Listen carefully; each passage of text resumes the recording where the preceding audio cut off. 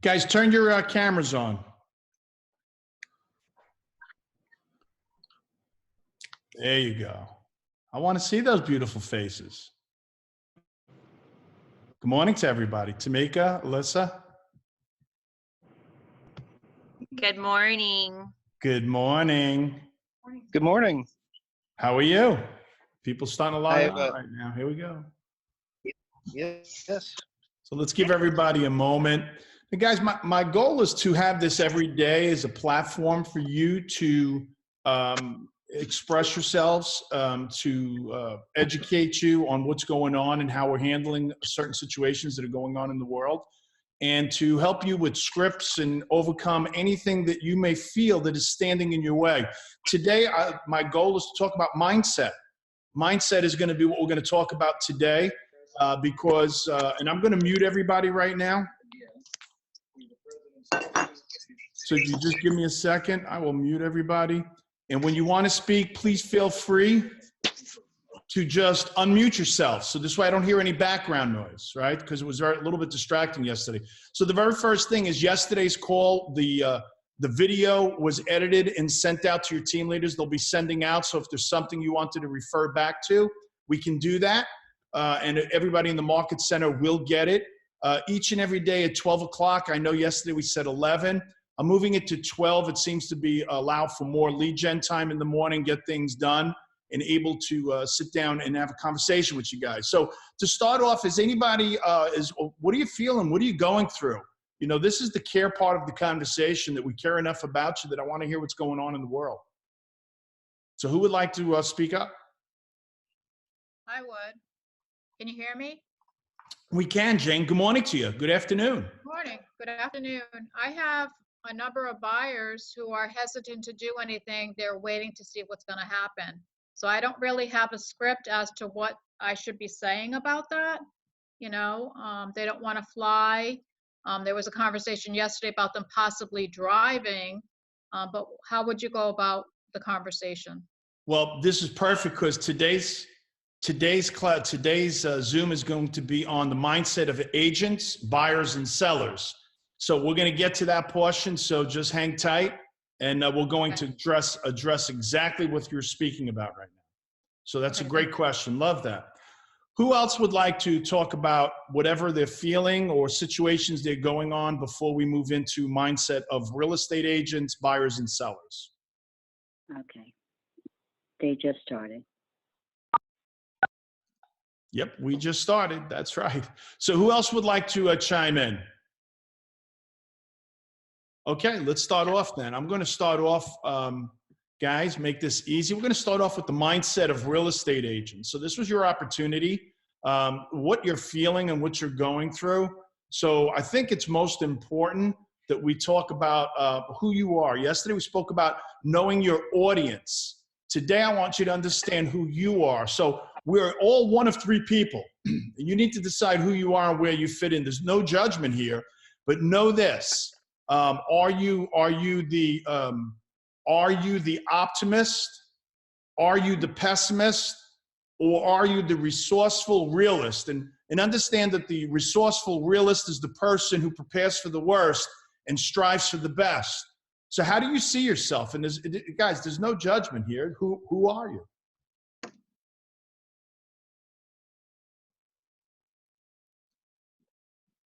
We've got 22 people that are just going silent here. I'm a resourceful realist. Okay, and tell me more about that. How do you see, why is it that you see yourself that way? I love that, Jane. Well, I'm always an optimist. I always look for solutions, you know, around certain difficulties, and I'm open-minded. I don't think inside a box. So, you know, I just need the leadership to help me guide me around this, but I'm optimistic. Sure. So here's what I'd like for everybody to do, guys. I'd like you to turn your cameras on. If you're going to come on this call, I want to see who I'm speaking to. I don't care if you have a baseball hat on, if you didn't do yet, just put the cameras on. I find that it's a lot more interactive when we see each other than I see a name come up on the screen. So everybody, please just put that on. And sometimes we're using other people's phones, so I may not have the right name. There you go. I appreciate everybody participating with your camera. Yeah, so you see yourself as resourceful, realist, and the guys, this is important. It comes down to mindset. So if you're, the optimist is out there thinking, oh my God, everybody is just so over dramatic, right? The pessimist, what is the pessimist saying? The sky is falling. Yes. Doomsday. Right? Now, commonly known as CNN and Fox and the news. Guys, don't sit in front of your television sets. I'm not saying not to educate yourself what's going on in the world. What I'm saying is we're probably spending too much time on the television, and there is nothing good on the television. The news they're giving you is bad. They're not reporting that in China it's under control, that they're seeing their way back. Things are looking good in India and China. What they are reporting is what's so bad about Europe and the United States, right? So the pessimist is the news reporter. Stay away from that. It's very easy. Remember this. You know, the virus that's out there isn't the only thing else that's spreading. So does fear. And a lot of times news reporters are spreading fear intentionally. Why? Because it gets you to come back and watch more of the news. Mm-hmm. So let's not spread any fear. And then you have the last person, which is the resourceful realist. This is the person who prepares for the worst. You're thinking worst case scenario. How are you going to deal with that? And then you strive. The key word is strive for the best. Your solutions resulted. You guys are focused on the solution, not the problem. Don't get lost in the problem. The answer's in the solution. So I appreciate that. So I'm going to share with you a quote from Ben Kenny. How many people know who Ben Kenny is? Just raise your hand if you're on mute. Great. So Ben Kenny said, it's a lot easier to slip by people when they have their heads down pouting. It's a lot easier to slip by people when you put your head down and you're pouting. Now, are there many people in the world in our industry in real estate right now who have their head down saying the sky is falling and they're pouting? Yes. Yes. This is your opportunity to pass by all of those people. I'm sure there is. This is an guy, and again, we went over this yesterday. It's an opportunity if you see it or identify it as an opportunity. Otherwise, we're doing the same thing as we're talking about other people. We too may find ourselves with our head down. So my question to you is, are there agents out there with their heads down? What do you think? Yes. Are we one of them? No. Guys, we can't afford to put our head down and say the sky is falling. There have been many tragedies, 9/11, recession. No, we have to adapt. There you go. We have to adapt. And that's exactly right, guys. We've got to change. We're in a different, the word you're going to hear a lot of is pivot. Gary Keller is choosing the word pivot. You're going to hear this word a lot. We're going to choose to pivot the way we do real estate business because today real estate is very differently than it was 2 weeks ago. That's how fast our industry is changing. And either we can change with the industry or get left behind. It is so important. So I want you to, again, we're talking about mindset, how important this is. So this is going to be a 180 for most of you. So how many people know how much one yes is or one closing is? Do you know in your world what a yes, when you get to the closing table, what's your average commission? What's your average GCI? How much is that? $6,000 GCI. Six grand. So your average GCI, $6 grand. So we know how much every yes is. My question is, does everybody know how much your rejections are? You guys, this is definitely what mindset is all about. Because if we're not thinking properly, most people think that rejection means zero. And I disagree.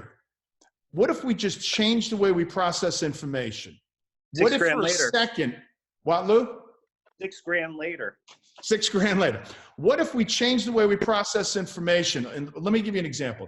So if you knew what your numbers were, if you're logging in every day, so one of the things I do with team leaders is every day they have to text me their numbers, the amount of calls, the amount of conversations, the number of appointments booked, and the number of appointments held.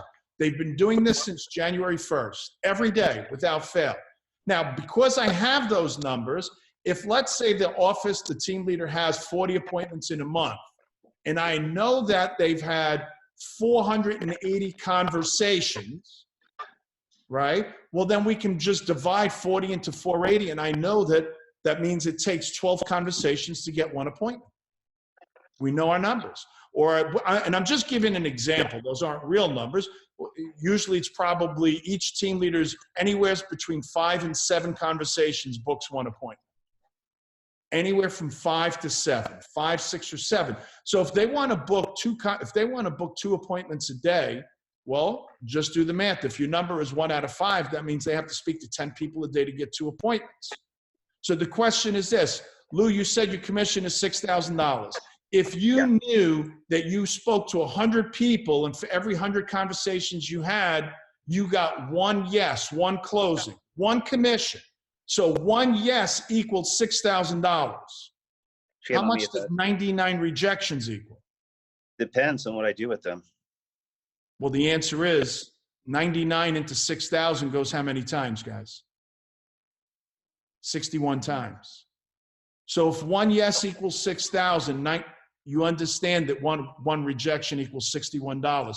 When we start processing information differently, do you think it would be easier to get rejected? Because so many of us see rejection as an evil thing. Rejection is a necessary stepping stone on the pathway to a yes. We know that we have to get so many no's before we get what, Michelle? Before we get that yes. Before we get the yes. So stop pouting that the no's or the rejections are bad. They're not bad, guys. It's a necessary stepping stone. So our mindset is rejection is bad is not true. The truth is rejection's a good thing. We just have to get more of them in order to get to the yes. Does that help you with the way you're processing information? Here's the next thing. We talk about goals a lot, especially in Keller Williams and in Bold. Successful people all set goals and then we put them in writing and we share them with the world. So if goals represent our intentions, then results represent our actions. I'll say that again. If goals represent our intention, we intend to sell so many houses, we intend to do so much lead generation, we intend to take so many listings, well, then the results represent the actions that we take. So with that being said, if we were in a competition today, which one would be winning? Would it be the intentions or our actions? And guys, this is National Mulligan Day. You get to do it over once again. So I just want you to think about that. Who's winning in your war? Is it your intentions or your results? Is it the actions? Who's winning? Who wants to chime in?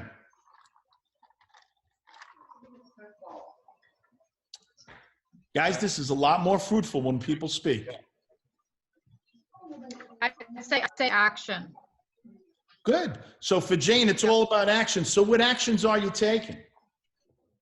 Right now, I'm working with 6 buyers, and I was waiting for some scripts or something to kind of get back to them because I'm hearing that they're waiting. So I want to, contact them again today and try to get things moving along.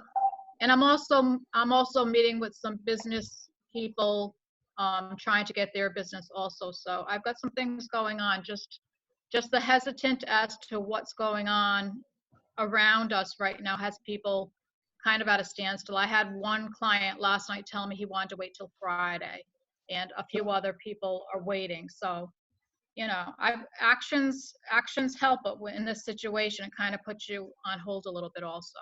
Well, knowing what to do and then taking the right actions will help you even more. And we're going to get to that, I promise. I'd like to stick with agents for a while with the mindset. What is the winning mindset it takes for us as real estate agents to have so we can push through this, right? And then we're going to discuss both buyer and seller mindset. So, which brings me to the next question that I have, because I love questions, guys. So are we taking responsibility for our results? Are we taking responsibility for our results, or are we living in the moment and saying my business is down because of what's going on in the world? We don't want to blame the world because there's always issues with the world. We got to hold ourselves accountable. come into work, keep working every day like you normally would. Maybe you got to work a little bit harder to get that same result, but you still got to keep that mindset of, I got to be on the grind all the time. I don't care about happy hour. I don't care about, obviously you got to take care of your kids, take care of your family. That's number one. But number two is, what am I doing? I got to work late. I got to be on the grind. I got to do whatever I got to do to hit my results. You could say that one more time. That's perfect, because, guys, the truth is we have to do whatever it takes, and that's what you just described. You just had a beautiful daughter a couple of months ago, your first child. As parents, we owe it to our children to do whatever it takes. Here's why. The bank doesn't care if you're late. They want their mortgage payment on the first of the month, or the landlord, whatever the case is. Does that make sense? So we need to take the actions that are necessary and take responsibility. There's certain things we can affect and there's certain things we cannot affect. If we have no control over the economy or what's going on in the world, then just let it go. What do we have control over? Our own actions. Our actions. Our own actions. And that's what we need to focus on, our own actions. We need to just focus on what we're responsible for. And we My got last question about mindset. I'm sorry, I didn't mean to interrupt you. I was just going to add into that real quick. And we got to be ahead of the game and ahead of anyone on this call, but anyone in general. You got to be ahead of the technology and ahead of be on point with all the technology and everything that's going on, so that competition is going to be, if there's going to be more scarce buyers and sellers out there, then they got to know to use you and why to use you. So you got to set your niche out there and stay on top of them. Absolutely. So when yesterday's call, when we spoke about learning a new skill set in a down market or a changing market, right? In a changing market, we've got to learn new skill sets. And this opens up the opportunity for digital. The term you're going to hear is not virtual, digital open houses or digital showings, right? And if that's not something you're familiar with, just go online on KW Connect. They have all kind of training on all different technology tools and items or skill sets that will help you push through this, if that makes sense. So Jane, I'm going to just push back right now to you and your question from earlier when it comes to buyers. And we know when we're in a market that pivots, we're in a pivoting market right now. When we're in a market that pivots from buyers and sellers, the buyers fear the market collapse or falling prices because they think they will, oh my God, prices are so high. What if prices start to turn? So is that what you're hearing? I'm not hearing that. I'm just hearing that they're hesitant to move right now. They're waiting to see what happens, and that's numerous buyers. Why do you think they're hesitant? They're hesitant because they want to see what happens with price. Yeah, I think they're also hesitant because they're watching the news too much. Well, that's probably correct. And guys, the most important thing I can tell you is that there's a lot of fear going out there, right? And when you have fear in the world, what is that? It spreads instability or insecurity. Fear breeds insecurity. And when people are insecure, what does that lead to in the market? An unstable market, right? So, yeah, John. I was gonna say maybe we gotta keep them, we gotta stay on top of the, our leads and make sure keep them calm. Let them know that the market every time. I've never told anybody in general in real estate. They ask me how's the market, how's business right now. I wouldn't say it sucks, it's awful. I'm saying it's great, just like normal. So we got to keep them thinking that mindset of it's still fine, because it might be a short-term issue. And if we put doubt in everyone's mind, then they're gonna go off and they're not gonna buy or sell. Here's the truth: between the three brokerages that I'm the OP of, 2 of the 3 are having their best months ever. Citrus is having their best month in the history. So some of the core group owners are on. I'm sure you're happy to hear that. And Claremont is having its best month in the history since I took over in the last 18 months. The only one of the 3 offices that isn't having a record month is the Spring Hill office, which is doing okay. It's not struggling this month. It's not just having a record. The other 2 having record months. So real estate is still booming. Guys, there are more buyers out there than we know what to do with. Now, there are some of those buyers that definitely have fear. And just remember this. Remember, fear leads to insecurity, and insecurity leads to an unstable market. So they may be iffy or on the fence. So Jane, your best bet is bring them back to motivation. Bring them back to motivation. Why did you want to buy a house in the first place? Okay. Why did you want to buy? So, and here's what we can tell them. We need to educate people. There's only been 4 times in over a 5-year period in the last 100 years where real estate has gone down. Right? The Great Depression, the oil embargo, savings and loan in 2007. There's never been any 10-year period where a house has gone down in value over a 10-year period in the last 100 years. So if the goal is to buy a house and live in it for 10 years, are they running a risk where the house will be worth less than what it was 10 years prior? And the answer is, if history repeats itself, guys, in the last 100 years, it's never happened yet. Now, are there Okay. Rich, this is Regina on the call, and I want to talk about Jane's buyers, for example. Mhm. Jane, are your people like losing their jobs? I know I have a girlfriend up in Massachusetts. She's going to be getting laid off. So I think just like the uncertainty of people knowing what's going to happen with their jobs and therefore not being able to afford the mortgage or being able to be pre-approved, I guess that's where my mindset is going to right now. So I'm just curious where people, the comments about buyers, because interest rates are still low, which is why I want to make the call for people. But yet interest rates can be low, but if they have no income coming in, where are they at? So Jane, do you know the answer? I'm having an issue with people. I'm having an issue with people that need to fly in from out of state, and they're afraid to fly right now. So I'm actually considering, mentioning about them driving here.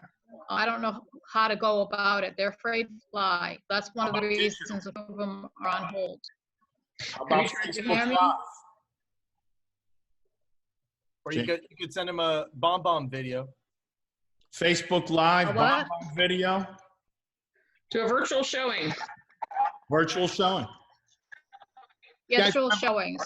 So here's the thing. Yes, So, yes. One of them actually, so here's what I could tell you. Number one, bring them back to motivation, and then we have to create urgency, guys. So Regina hit the nail on the head. With interest rates as low as they are, if this is a first time, if this is a primary residence, you're looking around 3.25%. Remember yesterday we spoke that 1% in interest rate is the equivalent of 10% in price. If interest rates go up, and trust me, at some point they have to, they can't keep going down. Interest rates are between 3 and 3.25% on a 30-year fixed. And if it's a 15-year fixed, it's even under 3. So 1% in interest change upward is the same effect as 10% price increase. So the question then comes to play, Jane, was that your intention is to get less bang for your buck? That's the question I'd be asking your buyer. Interest rates are at an all-time low. They're never going to be this low again, guys. Rich, Yes. may I say something? Sure.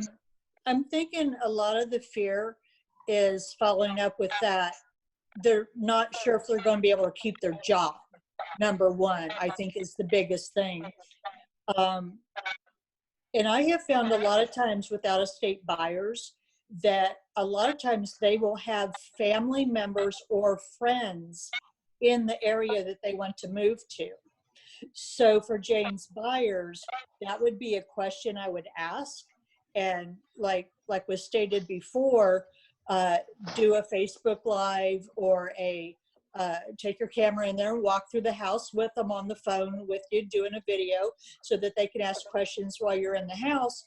But then also ask them, do you have friend or family here that if you think you like this house, we can always have your friend come look at it too and give their opinion. Mm-hmm. Absolutely. that's a good idea. Absolutely. There's so many different things, and the most important thing is to communicate with your customers, guys. Over communicate, tell them you care. And the truth is, Jane, there's going to be some people who are in fear of losing their jobs or who already have lost them. So remember, it's ready, willing, and able, right? So Yeah. they may not be willing to buy a house at this point. How important is it to have a plethora or a bunch of leads now? Some of them, are they not going to fall off, right? They're not buyers right now. Maybe they're going to wait 90 days. They might have been a buyer 14 days ago. As of today, they may be sitting on the fence and they put it out 90 days. Well, the question is, if you had 50 people, would you have some that are still ready to buy today? Good. See, the quality's in the quantity, guys. Yes, I got 2 people actively looking still. Yeah. So the quality's in the quantity. So that means we need more leads, because the agent that's got 30 or 40 leads right now is going to close 5 or 6 people this month, next month. The agent that's got 2 leads might close 1 at best. I know I've been telling my buyers that now's a great time to buy, because a lot of buyers are unsure of how the market's doing. And luckily we've got a good pulse on it right now. So now you're having to go out there with less competition. Absolutely. Yeah. So do they want to bid in a bidding war, right? 2 weeks ago, there was a lot more multiple offers. My guess is that we're probably going to start to see a slowdown in multiple offers. So the question is, was it your intention to get in a bidding war? Wouldn't this be a great opportunity to know that you have the opportunity to speak directly to the seller one-on-one, possibly?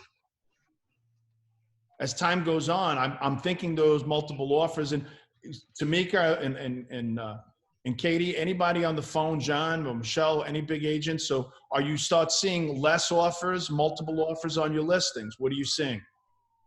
Yeah, I mean, it's a little bit more of a struggle, a little bit more of marketing. You got to spend a little bit more money in marketing and different types of marketing. But I mean, that's just the way that the industry is I don't think it had anything to do with this. I just have a feeling that's the way that the market was changing anyway. So I'm always looking to adapt and learning new different ways on how I can stand out, how I can really give in the service to my buyers and my sellers, and maximizing reach. All right. How many people are going onto their command and they're using the features on Lead Accelerator to get leads, which is costing somewhere around just about $2 a lead? So can you talk a little bit about that, Michelle, what you've been doing with that, so other people are aware of the results as opposed to paying Zillow $15 to $20 a lead? So it's actually been Paul doing most of it. Obviously we work together, so it helps me out as well. But so he's been putting things on through command on Facebook, because we're not connected anywhere else social media wise.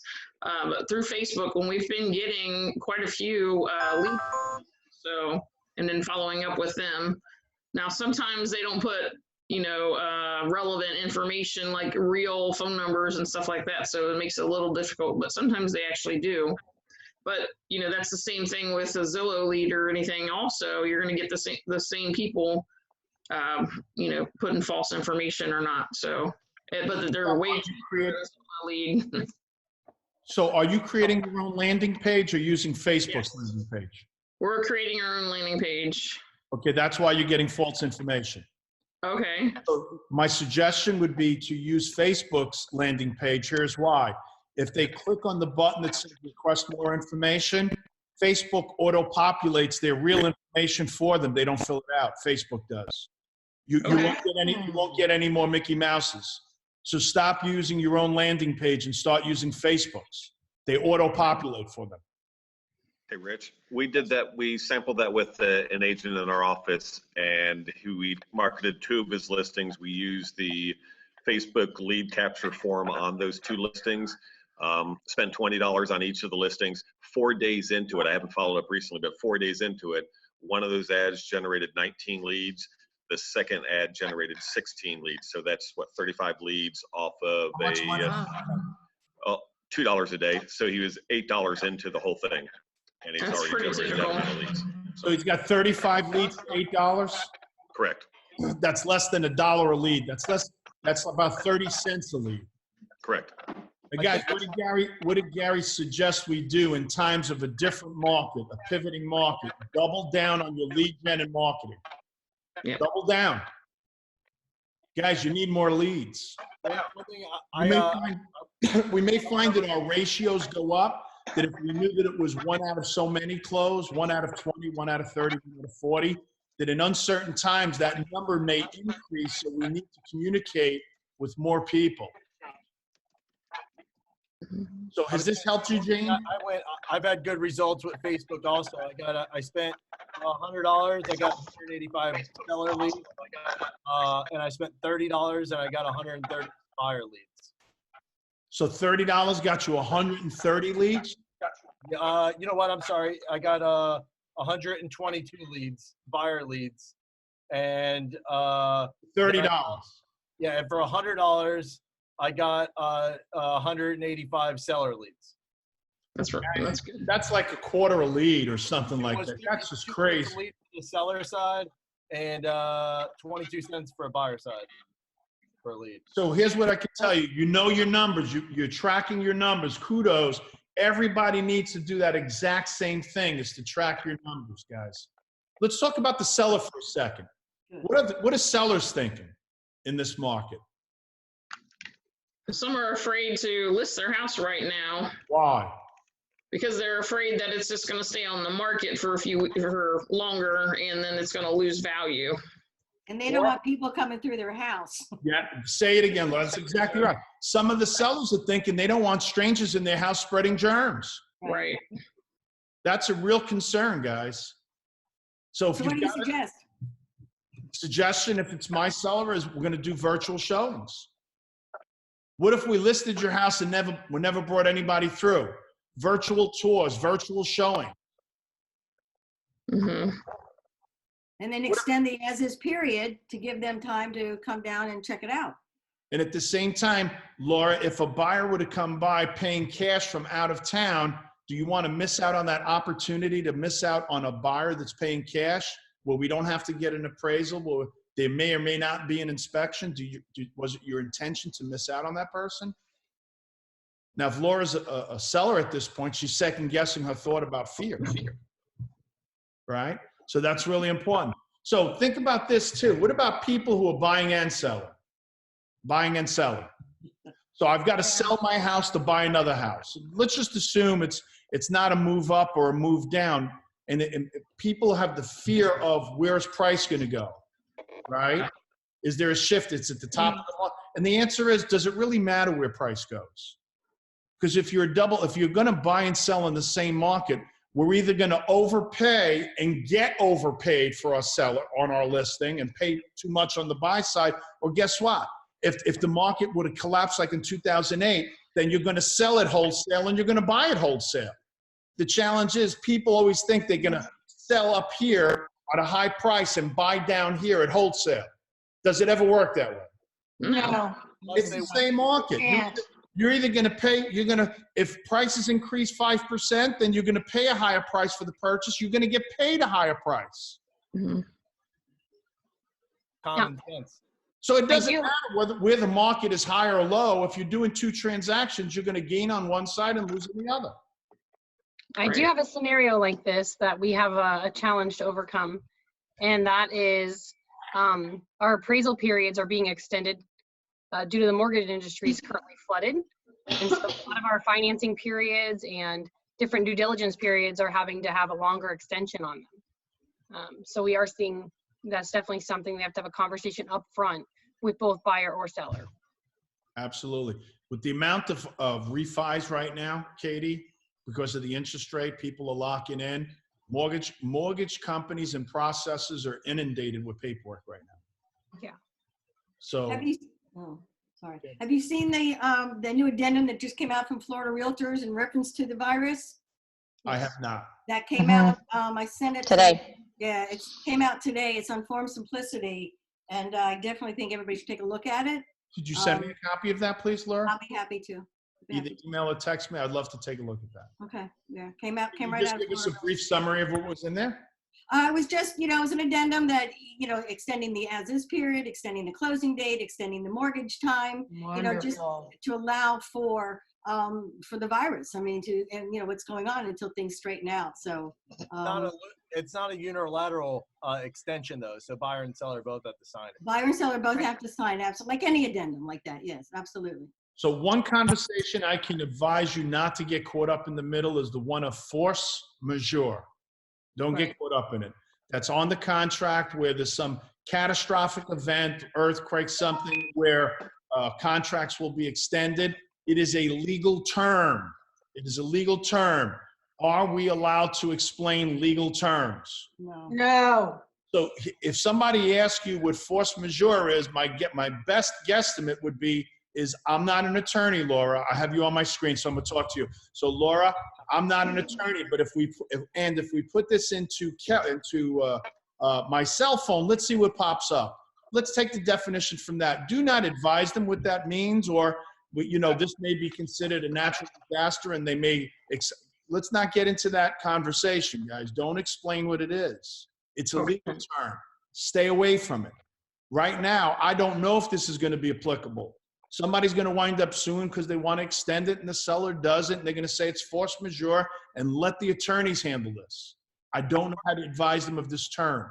Just stay away. Force majeure only extends it for 7 days, though, right? Some people, they may say, Contract states that yeah, it's possible, John. Here's my guess: is I'm not an attorney, right? My job is to write contracts. I don't interpret them.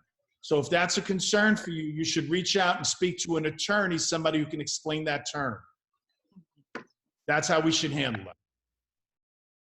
Does that make sense to everybody?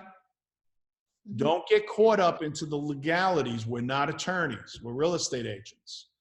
So with that being said, does anybody else have any questions, comments, concerns? Like I said, these calls will be anywhere from 30 to 60 minutes, depending on what you want to talk about.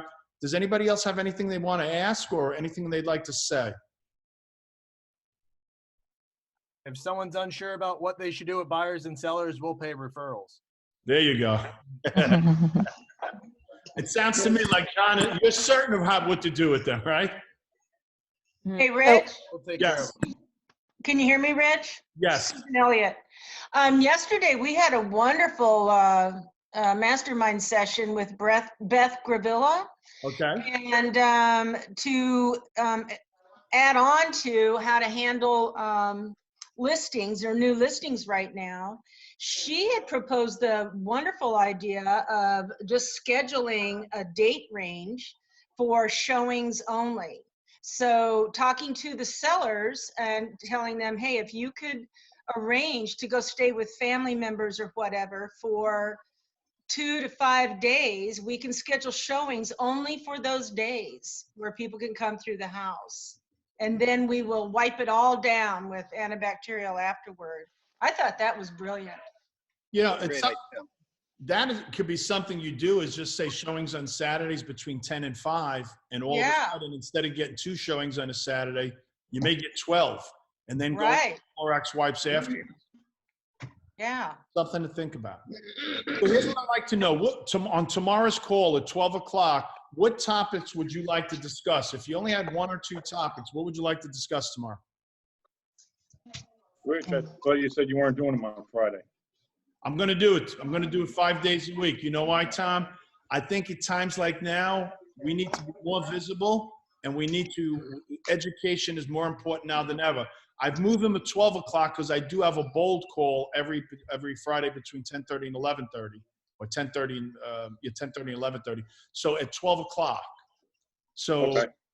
That's wonderful. I wanted to add that in for you. Here's something else. I spoke with your team leaders. I have a Zoom call every morning with your team leaders at 9 o'clock in the morning. So one of the things, the concerns they addressed, and I've answered. Thank you, Susan Elliott, for asking this question. So it was your question, what it's about. I want to give kudos. I've made a decision that renting office space for the month of April, it'll only be 50%, whatever, because we only had a half a month in March. And the suggestion was not to work from the office, to work from home. So I don't think it would be fair or create a win-win situation for me to charge 100% office space if we're telling you to work from home. So on April 1st, your agent bill will only be, if you have office space, whatever your agent bill is, will be 50%, half. And I'm just going to swallow the rest. Thank you. I think That's awesome. Thank you. Thank you. And again, we'll do month by month. I don't know what the next month brings us. We may be back in the office in April and then I don't have to worry about it. If this prolongs, then we'll deal with that in May, right? But for now, I'm just saying 50% for the month of April, based on we didn't have access for the entire month of March. Rich, I just texted you that addendum, okay? Beautiful. Thank you, Laura. Rich, do we get a 50% cap also? Yeah. Bam! That would be great if I can get all my people that we owe money to, our landlords and everybody, to cut their expenses. I'd love to do that. Hey, there's $1 trillion budget coming out for us all. Yeah. Hey, My goal is always to create a win-win situation for everybody. Even though you guys haven't asked for it, Susan just asked the question. I thought it was a great idea and appreciate that. Yes, Tina. If you are doing a virtual showing like with Facebook Live or something like that for an out-of-state buyer, is there some sort of a form that they should sign saying that they have never actually seen the property before purchasing it? That's a great question. Does anybody have a hold harmless that they've used before when showing a house by video or something? I'm just thinking, you know, my nose may not be as good as their nose. If they smell something when they come in the house and they're like, oh my God, I don't want this place. It smells weird. Who knows? It's a great point. And what you're describing is there's got to be a hold harmless out there somewhere. So I'm going to start asking within if anybody's got a hold harmless for virtual showings. So actually think there is an addendum that's come out from the Florida Realtors, so we might want to look at that. Okay. But I'm pretty sure there is actually an addendum that says that they're purchasing the property sight unseen. I think there is too, yeah.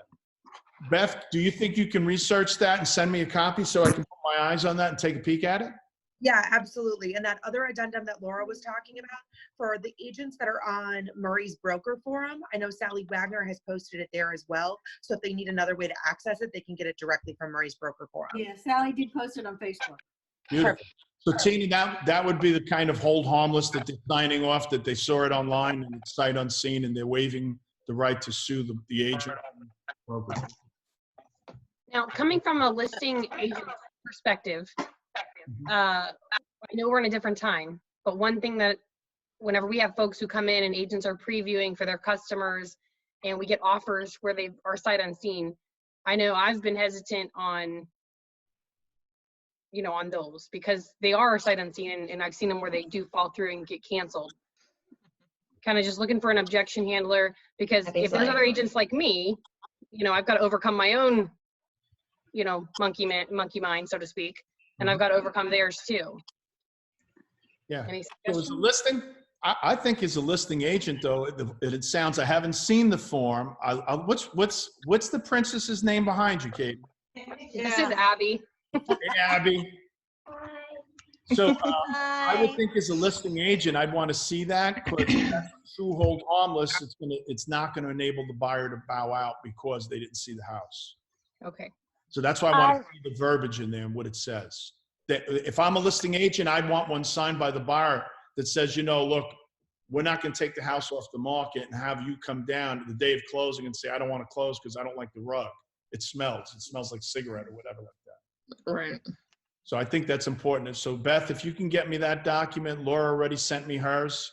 She's right on it. I know Beth, you'll be right on yours. If you can get me that document, that would be great. Is there any way to get those two documents out to us too, or? They're on Form Simplicity. The one that I sent for the coronavirus, that is already on Form Simplicity. Okay, is it called CO? Just type in the word virus and it'll pop up. Okay. Okay. And what about the other one, Beth? What's the title of that one? Beth Gravelli, you still on? So my guess is if you typed in sight unseen, see what pops up. Okay. I would type in sight unseen. All righty. It shows up on there. Hey, Rich. Yes.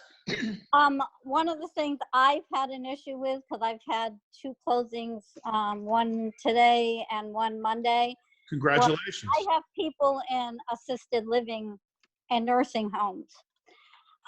They're closing them to people coming in. I had one, we had to send a mobile closer and my people could only go outside of the nursing home. They had planned on going to the bank to do it, and the seller met the mobile closer outside the nursing home, and we had an extra witness get brought with a mobile closer so they could sign. They were not allowed to go to a bank, to a supermarket, or they would be put in quarantine for 2 weeks. Gotcha. And I had another one that might have been closing down, so we pre-signed early. And we had 2 possible dates, so we pre-signed settlement statements with one date for Friday, one for Monday. And we went and pre-signed, and they had us check temperature and everything when you went in, and you had to sign whether you had been in one of the affected countries. Then they wouldn't have let you in. if you had been, if you hadn't been, you signed that you had not been in China or Italy or anywhere like Sure. that.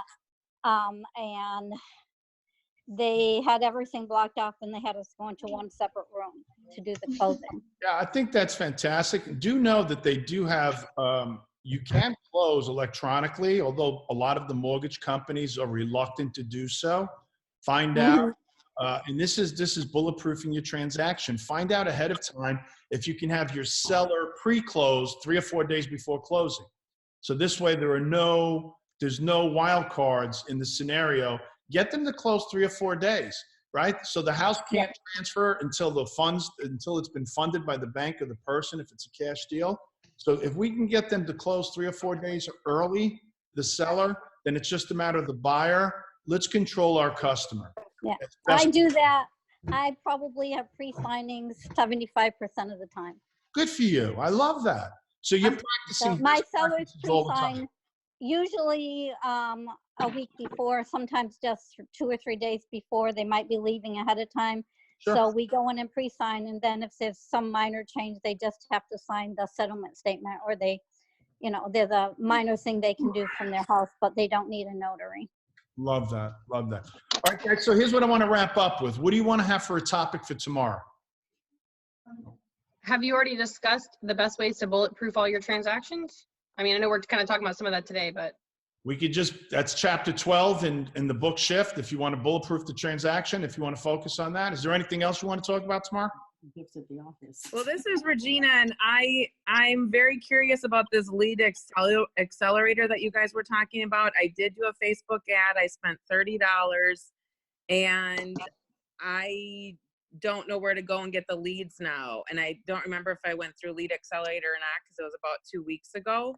So I mean, maybe it's just a video I need to watch through if I Google it on YouTube or something. But I'm sure that would help. Or just call up Donnie Brookman. Okay.